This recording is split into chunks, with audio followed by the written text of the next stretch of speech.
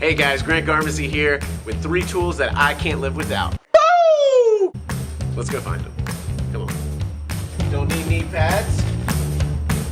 Need these. Who needs newspaper? What is that for? Hey, tool number 1. My favorite tool for making drinks, the muddler.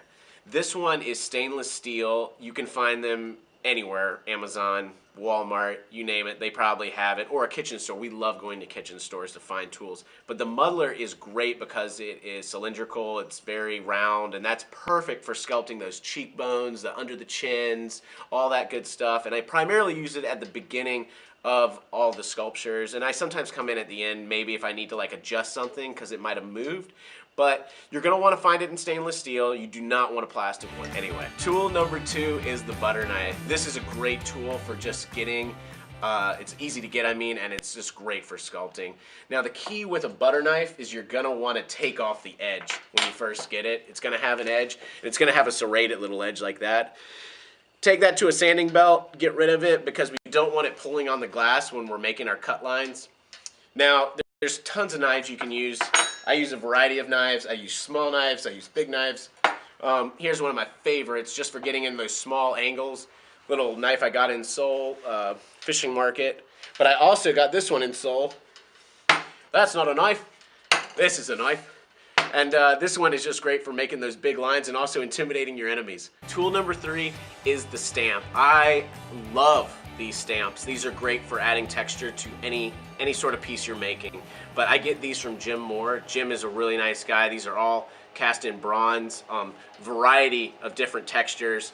I primarily use these on my animal sculptures, and this one actually is for reptiles. I use that a lot. But they've got all kinds, from like ones that look like tree bark or skin, to larger scales, to fan out shapes, bird wings, or shells, or just, really anything you want. It's just a great way to add a little bit of spice to your piece. And I'll link below where you can find these. These are absolutely fantastic. One of the problems, though, that I found was on larger pieces, when you want to texture the whole thing, is that this is very short. So your hands heat up really quickly to the glass. So I called Jim and I said, hey Jim, is there any way we can make that longer? And Jim just had this quick little adapter, sent this thing. He's awesome. If you ever need anything, just give him a call. And look at this thing. So now my hands, like, I don't feel anything. But it's great, and I can just, I can stay closer. I can like do something inside a mouth of a piece. Really just a great tool, and that is tool number 3. All right, guys, that does it for our 3 favorite tools. We've got the muddler, we've got a butter knife, and we've got Jim Moore's texture tools. Please subscribe if you like what you're seeing here and you think it's funny and informative, and I don't know, just an old-fashioned good time. I'm getting a little thirsty, so I'm gonna take this one up to the house and make myself a drink. Catch you guys next time.